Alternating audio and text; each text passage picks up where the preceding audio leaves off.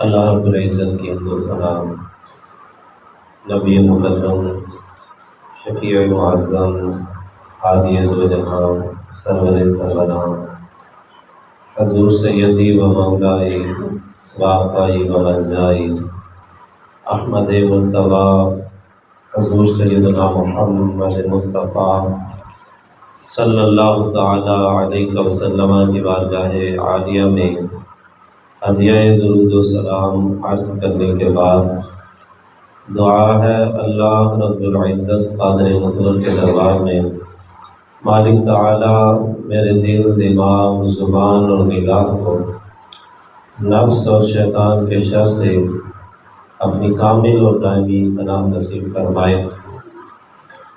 ہر وہ کلمہ کہنے کی توفیق عطا فرمائے جس میں خود راضی ہو، اس کا حبیب صلی اللہ تعالی علیہ وسلم راضی ہو۔ ہر وہ کلمہ میری زبان پہ جاری نہ فرمائے جس میں خود ناراض ہو، اس کا حبیب صلی اللہ تعالی علیہ وسلم ناراض ہو۔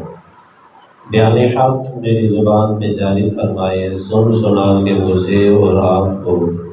اپنے عقیدے اور اپنے عمل کی اصلاح کرنے کی توفیق عطا فرمائے۔ عزیز دوستو، پچھلے جمعۃ المبارک میں سورۃ القصص کی ابتدائی آیات کے تحت حضرت سیدنا موسیٰ علیہ السلام کا ذکر خیر ہم نے شروع کیا، اور اسی ضمن کے اندر ہم نے فرعون کے ابتدائی واقعات اور بادشاہ بننے کے جو ابتدائی مراحل تھے ان پہ گفتگو کی، اور پھر سلسلہ کلام یہاں تک پہنچا تھا کہ فرعون نے بادشاہت ملنے کے بعد خدا ہونے کا دعویٰ کر دیا اور کہنے لگا کہ انا ربکم الاعلی، میں تمہارا بڑا خدا ہوں۔ اس کے وزیروں اور مشیروں نے اس کے آگے سر کو جھکایا، اور اس نے پھر اپنے بت بنوا کے دور کے علاقوں کے اندر عبادت کے لیے بھجوا دی۔ قبطی قوم جتنی بھی تھی وہ فرعون کی عبادت کے اندر مصروف ہوئی اور اس لعنت کے اندر گرفتار ہوئی۔ بنی اسرائیل نے انکار کیا اور فرعون کو خدا نہیں مانا۔ اس جرم کی پاداش کے اندر ان پہ ظلم و ستم کے پہاڑ توڑے گئے، تیل کے کڑاہ گرم کر کے زندہ انسانوں کو ان گرم کڑاہوں کے اندر پھینک دیا جاتا، آگ کے الاؤ جلا کے زندہ انسانوں کو سپرد آگ کیا جاتا، مگر ان لوگوں نے کٹنا مرنا تو گوارا کر لیا، مگر اللہ رب العزت کے ساتھ شرک برداشت نہیں کیا۔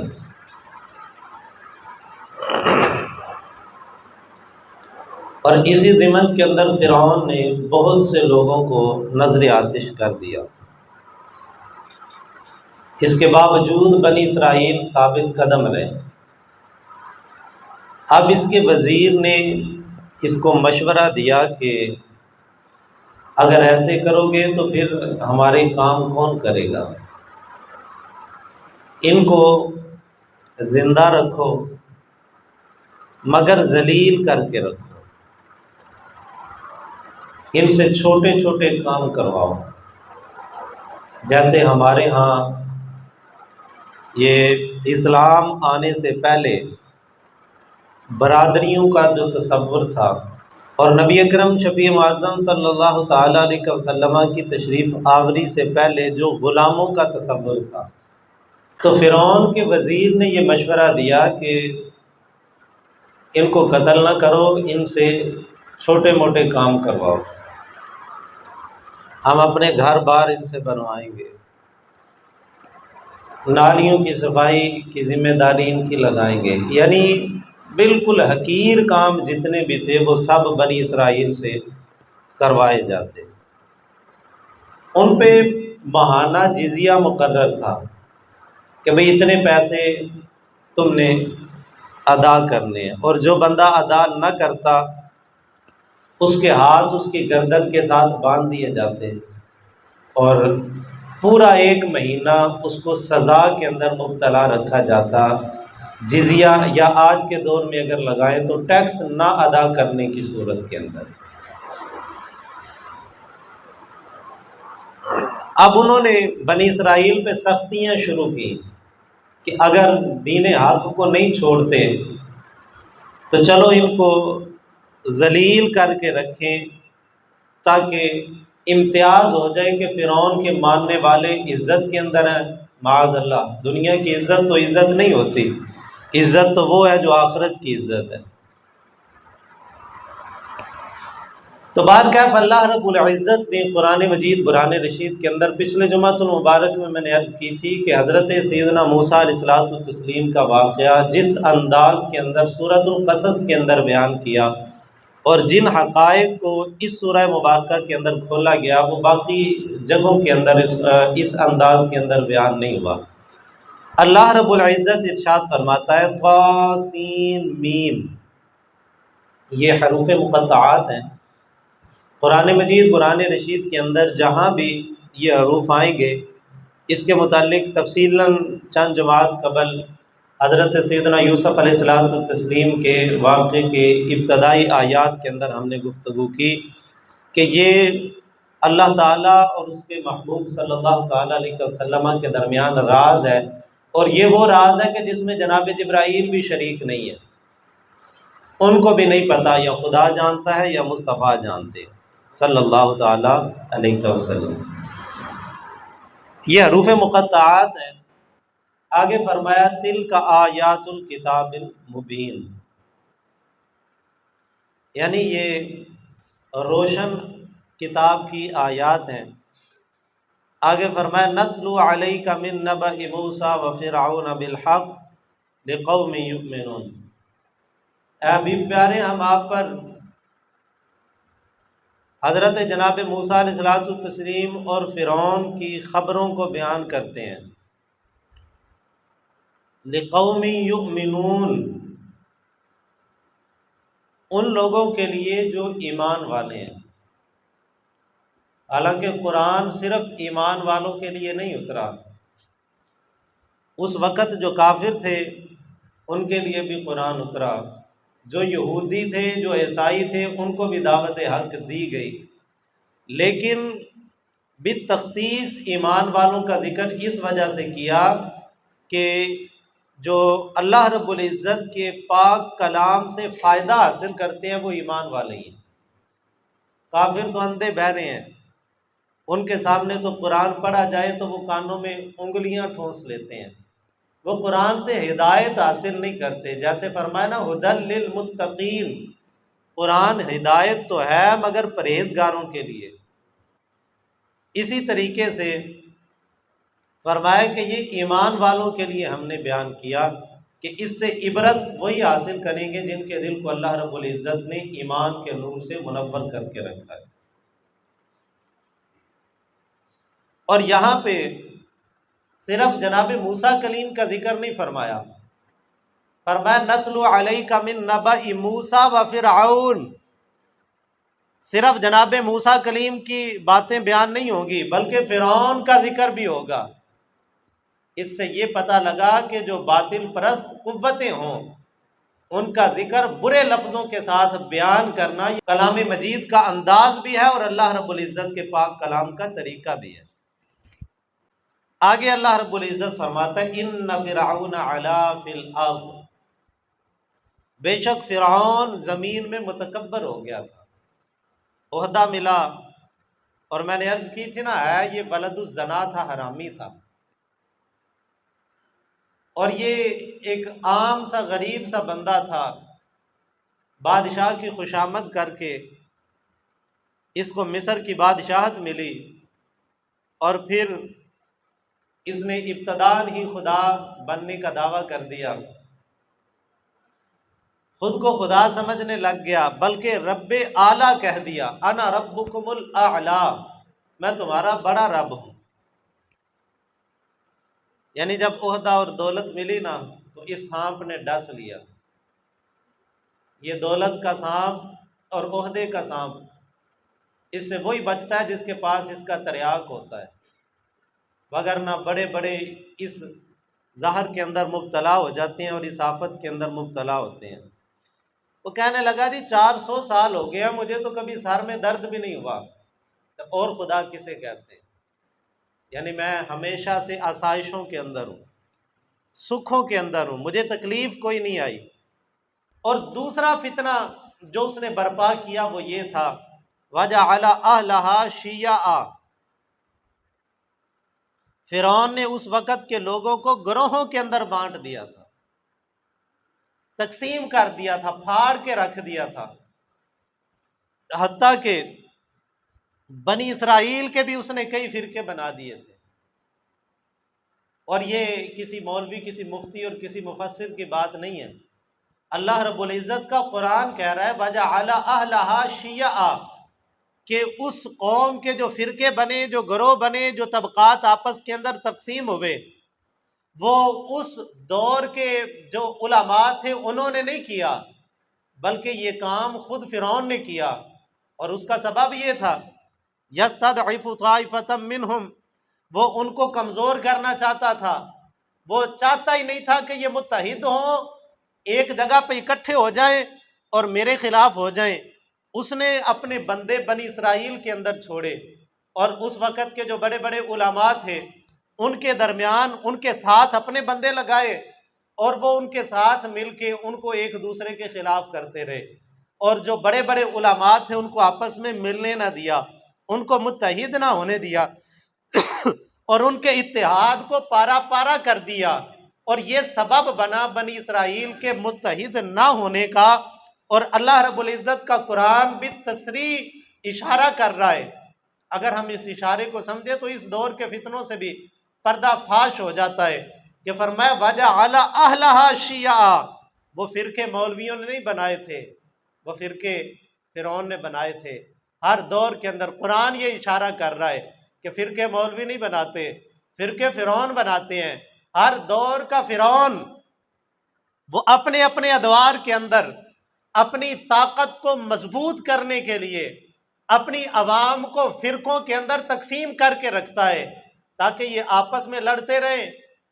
اور میری طرف ان کی توجہ نہ جائے اور میں مضبوط ہو جاؤں۔ اور جو ہے وہ بنی اسرائیل کو انہوں نے جماعتوں کے اندر، تحریکوں کے اندر تقسیم کر کے رکھ دیا، ان کے درمیان دشمنیاں ڈال دیں، اور ہر گروہ کے اندر اپنے بندے چھوڑ دیے، جسے ایجنسیوں کے بندے کہتے ہیں۔ یہ ایجنسیاں فرعون نے بنائی تھیں، جو علماء کی چغلیاں فرعون کے دربار کے اندر جا کے کیا کرتے تھے، کہ بھئی فلاں عالم وہ اس طریقے کی باتیں کرتا ہے، وہ متحد ہونے کی باتیں کرتا ہے، پھر وہ ہوتا کہ اس کے ساتھ دو چار بندے چھوڑے جاتے، اور وہ جب وہ ایک دوسرے کے خلاف ان کو کر دیتے۔ یہ فرعونی ذہن ہے کہ لوگوں کو آپس میں پھاڑ کے رکھا جائے۔ اسلامی ذہن یہ نہیں ہے، جب اسلام کی حکومت ہوتی ہے پھر اتحاد ہوتا ہے، پھر امت کو تقسیم نہیں کیا جاتا۔ حضرت مولا علی شیر خدا رضی اللہ تعالیٰ عنہ کا دور مبارک آپ دیکھیں کہ جب خارجیوں کا فتنہ اٹھا،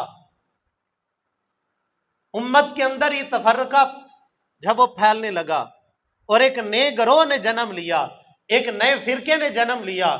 جو حضرت شیر خدا رضی اللہ تعالیٰ عنہ کو کافر کہتے تھے، جو حضرت مولا علی شیر خدا رضی اللہ تعالیٰ عنہ پہ کفر کے فتوے لگاتے تھے۔ جب ایک نئے فرقے نے امت کے اندر جنم لیا تو حضرت مولا علی شیر خدا رضی اللہ تعالیٰ عنہ نے ساری جنگوں کو موقوف کر کے جو کافروں کے ساتھ ہو رہی تھی اس فتنے کے خلاف آپ اٹھ کے کھڑے ہو گئے، اور جب تک اس فتنے کا کلا کما نہیں کر لیا حضرت شیر خدا کو سکون نہیں آیا۔ یعنی جب میں جو بات عرض کر رہا تھا آپ اس کو سمجھے کہ جب اسلامی حکومت ہوتی ہے، حاکم اسلامی ہوتا ہے، وہ عوام کو تقسیم نہیں کرتا، وہ عوام کو متحد کرتا ہے۔ یہ فرعون کا معاشرہ ہے، یہ فرعونیوں کا ذہن ہے کہ عوام کو تقسیم کر کے رکھو۔ یہ ایجنسیوں کے بندے فرعون نے چھوڑے ہوئے تھے، جو علماء کو بھی پھاڑ کے رکھتے تھے، بنی اسرائیل کے انہوں نے گروہ کر دیے تھے، طبقات کے اندر تقسیم کر دیا تھا، وہ لوگ قبائل میں تقسیم ہو گئے تھے۔ حضرت موسیٰ کلیم کے واقعات جنہوں نے سنے یا پڑھے ہوئے ہیں وہ جانتے ہیں کہ جب موسیٰ کلیم اللہ علیہ الصلوۃ والتسلیم نے پتھر پہ عصا کو مارا تھا، اس سے پانی کا چشمہ جاری ہوا تھا، تو 12 کے 12 قبائل لڑنے لگ پڑے تھے، تو اللہ رب العزت نے اس پتھر میں سے پھر 12 چشمے جاری کیے تھے تاکہ ہر قبیلہ اپنے اپنے چشمے سے اپنے اپنے گھاٹ سے پانی پیے۔ جب سمندر سے دریائے نیل میں رستہ بنایا گیا تو جب وہ ہر قبیلہ وہاں پہ بھی لڑ پڑا، کیونکہ ایسا تقسیم کر کے رکھا ہوا تھا۔ حضرت موسیٰ کلیم اللہ نے 12 رستے پھر دریا میں جو ہے وہ بنائے تاکہ جب وہ ہر قبیلہ اپنے اپنے رستے سے دریا سے پار گزر جائے۔ یعنی اتنا تقسیم کر دیا تھا فرعون نے، اور ان ایجنسیوں کی وجہ سے جو ہے وہ اس دور کے اندر وَجَعَلَ أَهْلَهَا شِيَعًا، اور یہ میں کسی تفسیر کی بات نہیں کر رہا، یہ اللہ رب العزت کے قرآن کے الفاظ ہیں کہ اس دور کے اندر پہلا فتنہ تو یہ تھا، فرعون متکبر تھا، خدائی کا دعویٰ کیا تھا، اور دوسرا فتنہ یہ تھا کہ فرعون نے بنی اسرائیل کو فرقوں کے اندر تقسیم کر دیا تھا۔ وہ ایک خدا کے ماننے والے، وہ ایک دین کے پیروکار، وہ حضرت ابراہیم خلیل اللہ علیہ الصلوۃ والتسلیم کی اولاد، وہ حضرت یعقوب علیہ الصلوۃ والتسلیم کے وارث، وہ حضرت یوسف پیغمبر علیہ الصلوۃ والتسلیم کے جان نشین، وہ اتنے فرقوں کے اندر تقسیم ہو گئے کہ آپس میں ایک دوسرے کے ساتھ جب وہ بالکل وہ رشتے، میں نے عرض کی نا، وہ تو ایک دوسرے سے تعلق رکھنا گوارا نہیں کرتے تھے، اتنا ایک دوسرے کے خلاف ان کے دلوں کے اندر عداوتیں اور بغض جب وہ پیدا ہو چکے تھے۔ اور جب وہ جیسے میں نے ابھی عرض کی نا، آج کہتے ہیں جی فرقے مولوی بناتے ہیں، فرقے مولوی نہیں بناتے، فرقے ہر دور کے اندر فرعون اور فرعونی طاقتیں بناتی ہیں۔ آج بھی اگر آپ فرقوں کی ابتدا کی جو ہے وہ تلاش کے اندر جائیں گے تو ان فرقوں کے پیچھے کہیں نہ کہیں جا کے آپ کو یہودی سازشیں ضرور نظر آئیں گی۔ وہ یہود و حنود، وہ فرعونی طاقتیں جو آج کے اس دور کے اندر اسلام اور حامیان اسلام کے خلاف سر توڑ کوششوں کے اندر مصروف ہیں، ان فتنوں کی ابتدا آپ کو انہی کے گھر سے نظر آئے گی۔ انہوں نے خود سے جب وہ کچھ لوگوں کو علم دین پڑھا کے مسلمانوں کے اندر داخل کیا، جنہوں نے اسلام کے اندر فتنے پیدا کیے اور مسلمانوں کو آپس کے اندر تقسیم کیا۔ اب جب تقسیم کر دیا، نقصان یہ ہوا کہ اتحاد ختم ہوا۔ یستضعف طائفة منہم، اللہ تعالیٰ کا قرآن کہتا ہے وہ کمزور ہو گئے۔ یذبح ابناءہم، اب فرعون نے ان کے بچوں کو ذبح کرنا شروع کیا۔ بھئی کوئی یہ چھوٹا کام تو نہیں تھا کہ کسی کی اولاد کو ذبح کر دیا جائے اور وہ بولے بھی نہ۔ علامہ اقبال نے کہا تھا کہ تقدیر کے قاضی کا یہ فتویٰ ہے ازل سے، ہے جرم ضعیفی کی سزا مرگ مفاجات۔ فرماتے ہیں جو قوم کمزور ہوتی ہے نا وہ ہمیشہ مرتی ہے، وہ چیونٹیوں کی طرح مرگ مفاجات، اچانک موت کا شکار ہوتی ہے۔ جیسے چیونٹیاں کبھی کسی کے پاؤں کے نیچے آ کے کچلی جاتی ہیں، کبھی کسی کے پاؤں کے نیچے آ کے کچلی جاتی ہیں۔ ہر دور کے اندر جب وہ قوم جو اپنے دفاع کی کوشش نہیں کرتی، مسلمان کبھی بھی تاریخ کے اندر جب اللہ رب العزت نے مسلمانوں کو عزتوں سے نوازا، مسلمانوں نے دفاعی کوششیں نہیں کی، مسلمانوں نے آگے بڑھ کے حملے کیے اور اسلام کو پھیلانے کے لیے کوششوں کے اندر ہم تن مصروف رہے، کیونکہ اللہ رب العزت کے قرآن نے کہہ دیا تھا ہر وقت اپنے گھوڑے جہاد کے لیے تیار کر کے رکھو اور ہم وقت جہاد کی تیاریوں کے اندر مصروف رہو کہ کہیں جب وقت کا کوئی فرعون تمہیں کمزور نہ سمجھ لے۔ اور یہ میں نے عرض کی تھی کہ جو اللہ رب العزت کے قرآن نے کہا نا یذبح ابناءہم، فرعون نے ان کے بچوں کو ذبح کیا، اس کا سبب یہ بنا تھا کہ حضرت ابراہیم علیہ السلام جب مصر آئے تھے تو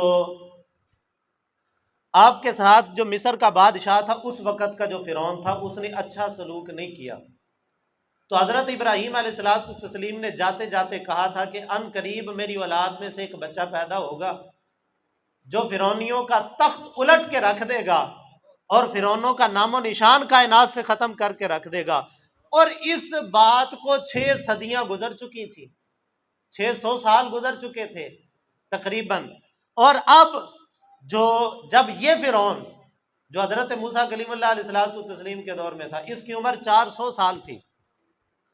اور 400 سال کی عمر کے اندر کبھی اس کو سر درد بھی نہیں ہوا،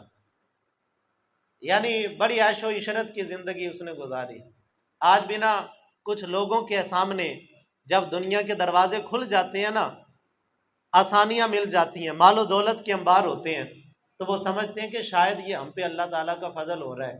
ہر دولت اللہ تعالیٰ کا فضل نہیں ہوتی، ہر مال اللہ تعالیٰ کا فضل نہیں ہوتا۔ وہ مال جو تجھے رب کے قریب کر دے وہ اللہ تعالیٰ کا فضل ہے، اور جو مال تجھے رب سے دور کر دے وہ فضل نہیں ہے، وہ تو اللہ کا غضب ہے۔ بھئی اس نے تو تجھے خدا سے دور کر دیا، تو جو مال اللہ تعالیٰ کے قریب کرتا ہے فضل وہی ہوتا ہے۔ کیونکہ فرعون بھی کہتا تھا کہ بھئی مجھے تو کبھی سر درد بھی نہیں ہوا، عیاشی آسائشوں کے اندر میری ساری زندگی گزری۔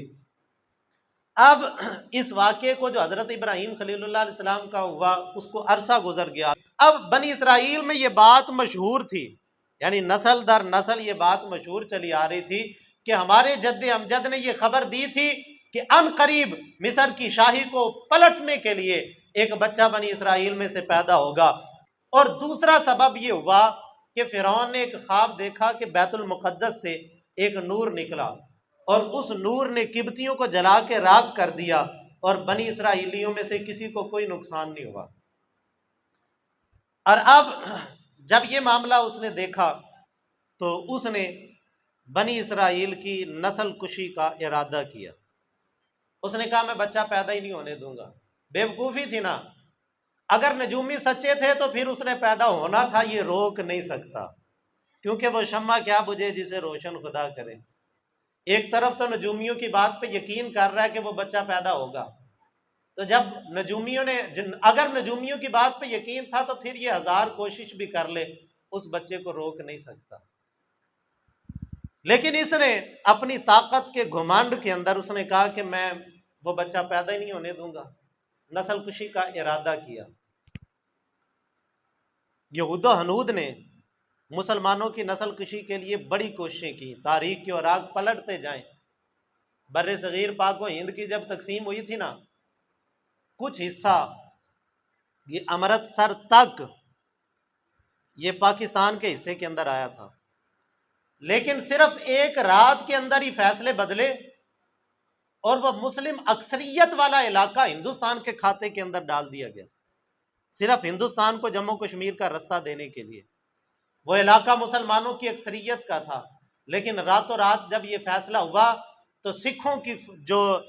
ایک باقاعدہ رجمنٹ تھی ان کو اسلحہ فراہم کیا گیا، مسلمانوں سے سارا اسلحہ واپس لیا گیا، اور راتوں رات مسلمانوں کو جب جو اس سازش کے اندر مبتلا کر کے جب یہ فیصلہ کیا گیا تو ایک ہی دن کے اندر جتنی لاشوں کے ڈھیر لگے وہ کائنات اس کو جانتی ہے کہ لاکھوں کے حساب سے مسلمان جوانوں کو جب وہ ٹکڑے ٹکڑے کر دیا گیا، چھوٹے چھوٹے بچوں کو ذبح کر کے رکھ دیا گیا، اور جب وہ جوان عورتوں نے اپنی عزتیں اور عصمتیں بچانے کے لیے کنووں کے اندر چھلانگیں لگا دی۔ ان میں سے کئی لوگوں نے اپنے ہاتھوں سے اپنی بیٹیوں، اپنی بیویوں اور اپنی ماؤں کے گلے کاٹ کے رکھ دیے کہ تاکہ یہ کافروں کے ہتھے نہ چڑھ جائیں۔ یہ سارے معاملات یہ تو ماضی بعید کی بات نہیں ہے، یہ تو قریب کے چند سالوں کی بات ہے، ابھی 7 دہائیاں بھی نہیں گزری، اور اس کے پیچھے بھی آپ کو یہود و ہنود نظر آئیں گے، اس کے پیچھے بھی آپ کو عیسائیوں کی سازش نظر آئے گی۔ انہوں نے مسلمانوں کی نسل کشی کی کوشش کی، ہر دور کے اندر یہ مسلمانوں کی نسل کشی کی کوشش کرتے رہے، آج کے دور کے اندر بھی اگرچہ یہ بمبوں کے ذریعے بھی اور گولیوں کی بوچھار کر کے بھی کبھی کشمیر کے اندر، کبھی چچنیا کے اندر، کبھی بوسنیا کے اندر، کبھی فلسطین کے اندر جا بجا مسلمانوں کی نسل کشی کے اندر مصروف ہیں، لیکن انہوں نے ایک اور ذریعہ بھی اپنایا، مسلمانوں کے اندر کچھ ایسی چیزیں انہوں نے داخل کی۔ بھئی یہ دیکھیں، ایمانداری سے بتائیں، یہ ہماری گورنمنٹ ہماری صحت کی اتنی خیر خواہ ہے، ہم میں سے یہ بیماریوں کا اگر ریشو نکالا جائے نا تو کئی ایسی بیماریاں ہیں کہ جس کے اندر بلڈ پریشر ہے، معدے کا مرض ہے، تقریباً ہر دوسرا بندہ اس بیماری کے اندر مبتلا ہے، 100 میں سے 90% لوگ معدے کی بیماری کے اندر آپ کو مبتلا نظر آئیں گے۔ یعنی یہ بیماری اتنی عام ہے، لیکن اس بیماری کے تدارک کے لیے گورنمنٹ کوشش نہیں کرتی۔ اس کی دوائیاں کوئی مفت دیتا ہے؟ مفت چھوڑو، جا کے اگر کوئی مانگے تو اس کو ملتی ہے؟ بھئی اس کے پیسے لیے جاتے ہیں، وہ سرکاری اسپتال میں چلے جائیں وہاں بھی آپ کو دوائیاں مفت نہیں ملیں گی۔ لیکن یہ کون سی دوائی ہے کہ جس بیماری کے بیمار آپ کو پاکستان کے اندر، پورے ملک کے اندر 3 یا 4 اس بیماری کے اندر مبتلا، پولیو کی بیماری کے اندر آپ کو نظر آئیں گے۔ آپ نے اپنے علاقے کے اندر کوئی پولیو کا مریض دیکھا ہے؟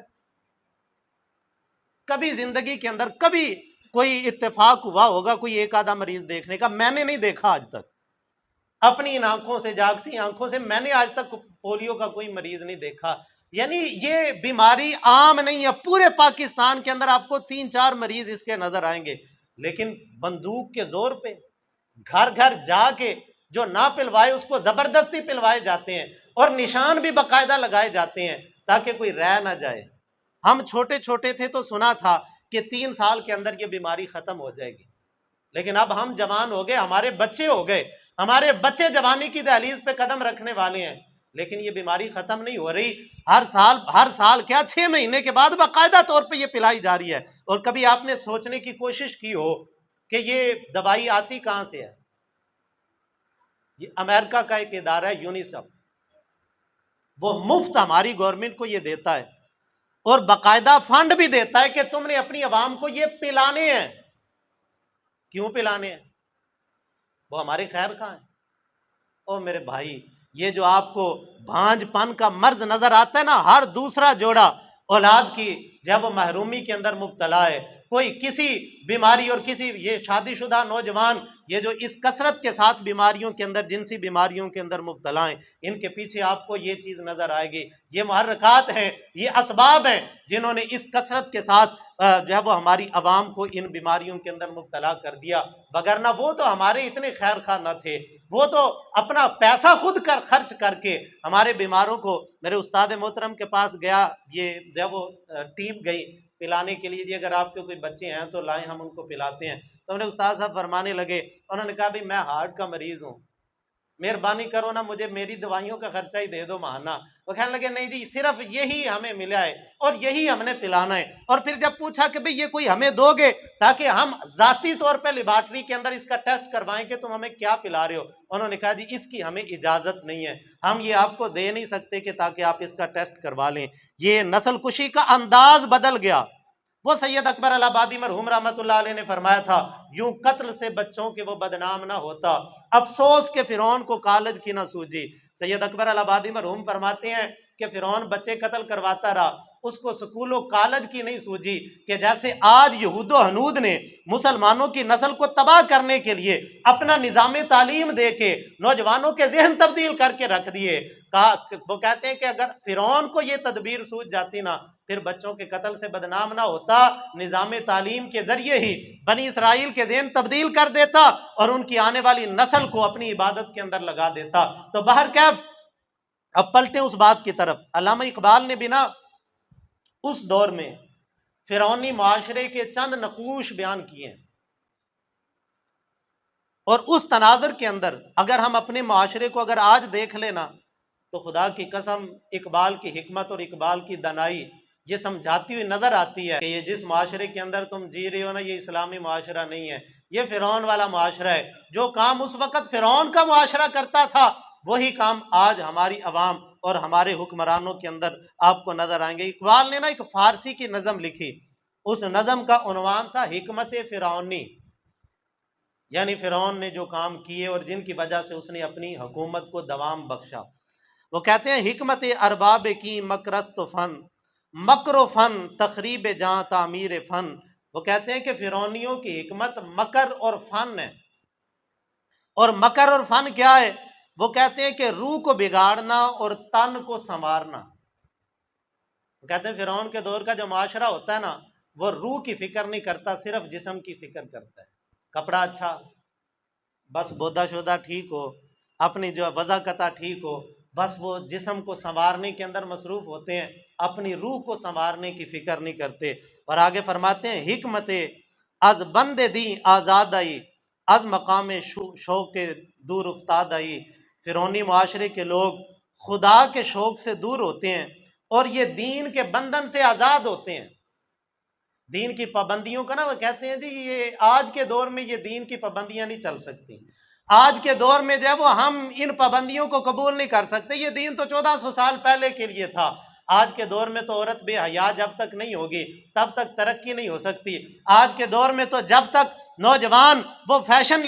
لبرلزم نہیں ہوگا تب تک وہ نوجوان ترقی نہیں کر سکتا، جب تک وہ سوٹڈ بوٹڈ اور جو ہے وہ یہود و نصارہ کی بزا قطع والا نہیں ہوگا تب تک، یار ایمانداری سے بتائیں دفتر میں پینسل پکڑنے کے لیے کوئی ٹائی ضروری ہے؟ پینٹ ضروری ہے؟ شلوار قمیض والا بندہ پینسل سے لکھ نہیں سکتا،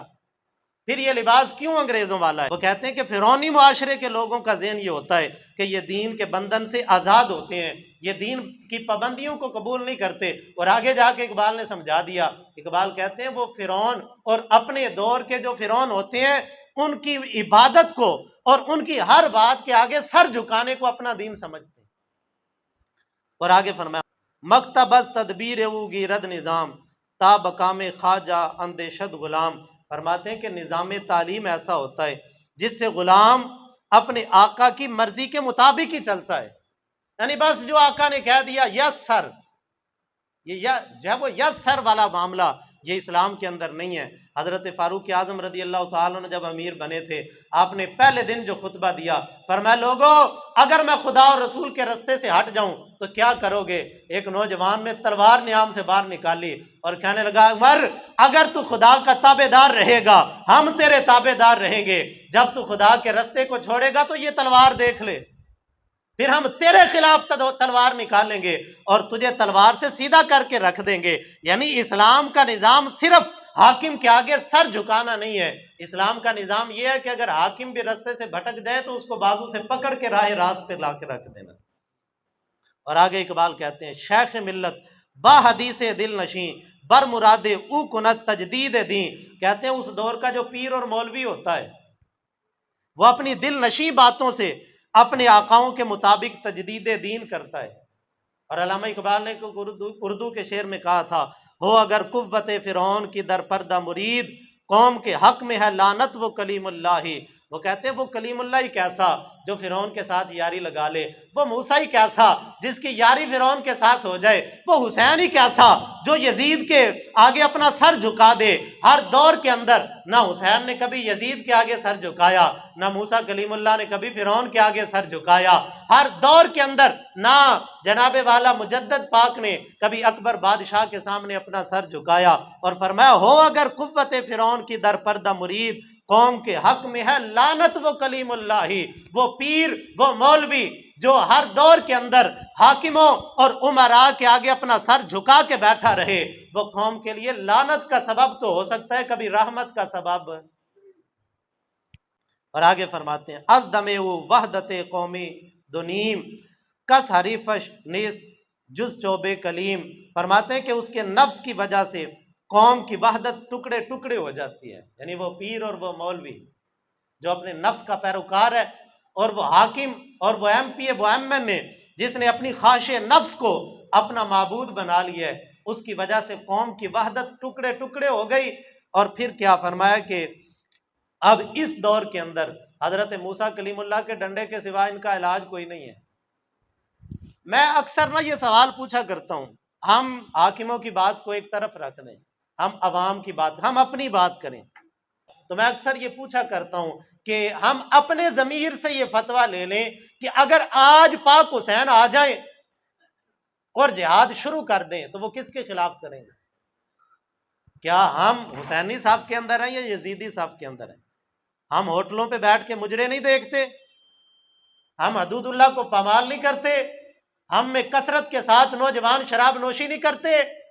ہم نے بس سال بعد میلاد کی ایک دیگ پکا کے اپنے آپ کی جیب کے اندر جنت کی ٹکٹ رکھی ہوئی ہے اور خود کو پکا جنتی سمجھ لیا۔ یہ فرعونی دور کے لوگوں کی عادتیں ہیں، کبھی موسیٰ کلیم اللہ کے دور کی یہ باتیں نہیں ہیں۔ اور اب میں اس بات کو سمیٹتا ہوں، کئی علامہ اقبال کے جو شعر ہیں ان کو سمیٹ کے صرف ایک دو بات کر کے علامہ اقبال نے کہا تھا از حیا بیگانہ پیرانے کوہن نوجوانہ چوں زنا مشغول تن، فرماتے ہیں فرعون کے دور کے جو بوڑھے ہیں نا ان کی آنکھوں سے حیا ختم ہو گئی، اور بڈھا بابا گال لٹکے ہوئے، وہ نائی کے پاس جاتا ہے، کہتا ہے ذرا گال نو چک کے تھلے دو وال نہیں انہاں تے بھی بلیڈ پھیر، وہ جو ہے نا یہ از حیا بیگانہ پیرانے کوہن، حیا سے آری ہو گئے۔ اللہ اکبر کبیرہ۔ الجامع الاحکام الراوی میں خطیب بغدادی لکھتے ہیں، فرماتے ہیں ہمارے زمانے کے اندر دو جڑواں بھائی پیدا ہوئے، ایک بھائی 1 گھنٹہ پہلے پیدا ہوا، دوسرا بھائی 1 گھنٹہ بعد پیدا ہوا، یعنی جو بڑا تھا نا وہ 1 گھنٹہ بڑا تھا، کوئی 1-2 سال بڑا نہیں تھا۔ تو امام خطیب بغدادی فرماتے ہیں کہ ساری زندگی وہ جو 1 گھنٹہ چھوٹا تھا نا، جس کمرے کے اندر بڑا بھائی بیٹھا ہوتا تھا اس کے برابر نہیں بیٹھتا تھا، وہ اگر چارپائی پہ ہوتا تھا تو یہ نیچے بیٹھتا تھا۔ لیکن آج داڑیاں سفید ہو گئیں۔ وہ شیخ سعدی رحمۃ اللہ علیہ سے کسی نے پوچھا تھا، انہوں نے کہا سناؤ کیا حال ہے؟ انہوں نے کہا رب کی نعمتیں کھا کھا کے جب وہ بال سفید ہو گئے ہیں لیکن اندر کالے کا کالا ہی ہے، اندر نہیں بدلا۔ بال سفید ہو گئے، اندر نہیں بدلا، اندر نہیں بدلا۔ از حیا بیگانہ پیرانے کو، بوڑھا ہو کے تو بندے کے اندر حیا زیادہ ہونی چاہیے، لیکن ہمارے بوڑھے گالیاں زیادہ دیتے ہیں۔ اب تو تجھے اپنی جب وہ آگے کی فکر کرنی چاہیے، وہ بال سفید آ گئے ہیں، اب حیا زیادہ ہونی چاہیے، لیکن اب زیادہ بے حیا ہو گیا۔ اب تو تجھے 1-1 قدم پھونک کے رکھنا چاہیے، لیکن اب تو زیادہ ہی خدا کے مقابلے میں اکڑنا شروع ہو گیا، تجھے تو اب زیادہ اپنے آپ کو محتاط کرنا چاہیے۔ اور فرماتے ہیں یہ تو بوڑھوں کی حالت ہے، اور جوانوں کی کیا حالت ہے؟ نوجوانہ چوں زنا مشغول تن، فرماتے ہیں بوڑھے بے حیا ہو گئے، اور جو نوجوان ہیں فرماتے ہیں وہ زنانیوں کی طرح اپنے تن کی خوبصورتی کے اندر مصروف ہو گئے۔ بھئی اپنے جسم کو سنوارنا یہ تو عورتوں کا کام ہے، مردوں کا تو نہیں ہے، لیکن آج آپ مارکیٹ کے اندر چلے جائیں، اتنی کریمیں آپ کو عورتوں کی نظر نہیں آئیں گی جتنی مردوں کی نظر آئیں گی۔ نوجوان کے ہاتھ میں کڑا، کانوں میں بالی، بس نتھ ڈالنے والی بات رہ گئی ہے، یہ بھی ڈال لیں گے ان قریب، اور جو ہے وہ لباس بھی زنانہ، بال ایسے رکھے ہوتے ہیں کہ پیچھے سے دیکھ کے جو ہے وہ محسوس ہوتا ہے کہ کڑی جان رہی ہے، آگے جا کے دیکھو تو جی منڈا جا رہا ہے۔ بھئی جو وضع قطع ساری، میرے کریم آقا صلی اللہ علیہ وسلم نے لعنت فرمائی اس مرد پہ جو عورتوں کی وضع قطع اپنائے، اس عورت پہ جو مردوں کی وضع قطع اپنائے۔ یہ عجیب، یہ فرعون کے دور کے لوگوں کی منظر کشی علامہ اقبال نے کی تھی، فرماتے ہیں یہ تو فرعون کے دور کے لوگ تھے۔ از حیا بیگانہ پیرانے کوہن، اور نوجوانہ چوں زنا مشغول تن، نوجوان جب وہ اپنے تن کے اندر مصروف ہو گئے، جو عورتوں کا کام تھا نا زیب و زینت، نوجوان سارا دن نا اپنی کریمیں شریمیں لگا کے داڑھی شاڑھی کی شیپ کر کے خود ہی اپنے موبائل سے تصویریں کھینچ کے نا پھر سارا دن دیکھتا ہے میں سونا لگن دیا کہ نہیں لگن دیا۔ تو یار مرد کو اللہ نے اس لیے تو نہیں بنایا، خوبصورتی زیبائش اور زینت کے لیے تو عورت بنی ہے کہ مرد بنائے۔ مرد کا جاہ و جلال تو داڑھی کے اندر ہے، مرد تو پر جلال ہونا چاہیے، نہ کہ جب وہ سونا لگنا چاہیے۔ سونا لگنے کے لیے عورت جو رکھی ہے اللہ تعالیٰ نے، زیب و زینت کے لیے، میک اپ کے لیے، خوبصورتی کے لیے، وہ بھی صرف اپنے مرد کے لیے۔ اج دا منڈا ساری دیہڑی جناب کریمہ شریمہ لا کے پھر وہ اپنے موبائل میں خود ہی اپنے دل کو تسلی دیتا رہتا ہے، کبھی ادھر سے تصویر کھینچتا ہے، کبھی ادھر سے کھینچتا ہے، اور پھر سارا دن خود دیکھتا ہے کہ میں سونا لگ رہا ہوں یا نہیں لگ رہا۔ یہ کس کام کے اندر تم مصروف ہو گئے؟ یہ تمہارا زیور نہیں تھا، تمہارا زیور اللہ رب العزت کا قرآن تھا۔ خدا کی قسم نوجوان کی خوبصورتی بھلا کس میں ہے؟ 5 وقت نماز پڑھے، وضو کرے،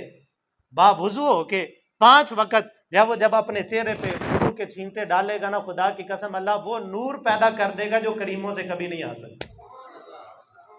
میں اپنے نکاح والے دن نا با وضو ہو کے گیا تھا، جس دن میری شادی تھی، میں الحمدللہ کسی جب وہ پارلر میں کسی جگہ پہ نہیں گیا، با وضو ہو کے وضو کر کے گئے۔ وضو کے اندر اللہ رب العزت نے مرد کا حسن رکھا ہے، اس کے اندر جلال ہے، اس کے اندر خوبصورتی ہے۔ یہ کس کام کے اندر ہمارا نوجوان مصروف ہو گیا؟ اور یہ تو تھی جوانوں کی حالت۔ اب آخر میں عورتوں کی 1-2 بات عرض کر کے جو علامہ اقبال نے اس قوم کی فرعونی دور کی عورتوں کی بات بیان کی، اور اس دور کے اندر اب اس تناظر کے اندر نا اگر آج کی عورتوں کو دیکھیں، فرماتے ہیں دخترانے اون بزلف خود اسیر، شوخ چشموں خود نما خوردہ گیر۔ فرماتے ہیں فرعون کے دور کی جو عورتیں ہیں نا وہ اپنی ہی زلف کی اسیر ہیں، حیا سے بیگانہ ہیں، خود نما اپنی نمائش کرنے والی۔ یہ جو ٹک ٹاک پہ ناچتی ہوئی نظر آتی ہیں، یہ جو بے حیائی کرتی ہوئی نظر آتی ہیں، اپنی نمائش کرتی ہوئی نظر آتی ہیں، یہود و نصارہ کی تنظیموں کے پروپوگنڈے کے اندر مبتلا نظر آتی ہیں، ساختہ پرداختہ دل باختہ اب روانے مثل دو غافتہ، علامہ اقبال فرماتے ہیں وہ بنی ٹھنی سنوری دل پھینکنے والی، یعنی ایسے ہی ہر کسی کے پیچھے بھاگنے والی، اور فرماتے ہیں کہ اپنی بھموں کو سونتی ہوئی تلواروں کی طرح تیز کر کے رکھنے والی۔ یہ آج کی عورت نا پارلر کے اندر جا کے اپنی بھمیں شمیں بنوا کے وہ کہتی ہے جی میں نے ترقی کر لی ہے، یہ کام تو فرعون نے کئی صدیاں پہلے کر لیا تھا، فرعونی دور کی عورتوں نے یہ بڑی صدیاں پہلے کر لیا تھا، اور یہ کام کر کے خود کو ترقی یافتہ نہ سمجھ، تو فرعون کے دور کی عورتوں کے ساتھ مل رہی ہے، تو فرعونی دور کی عورتوں کے ساتھ نہ مل، تو محمد مصطفیٰ کے گھر کے عورتوں کی تابع دار بن جا۔ اور آگے فرماتے ہیں ساعد سیمی شاں عیش نظر، فرماتے ہیں اس قوم کی عورتیں اپنی کلائیوں کو لوگوں کی عیاشی، نظر کی عیاشی کا سبب بناتی ہیں، بڑی باپردہ برقع پہنا ہوا کلائیاں نکال کے پھرتی ہیں، اور پھر ہمارا نوجوان نا یہ تو مرد تو پھر ہوس کا پجاری ہے، اس کی نظر تو جائے گی، اور اس نے جان بوجھ کے اپنی کلائی ننگی کر کے نا اوپر سے برقع پہنا ہوا ہے اور نیچے سے کلائی ننگی کر کے پھر رہی ہے، ہر گزرنے والا اس کو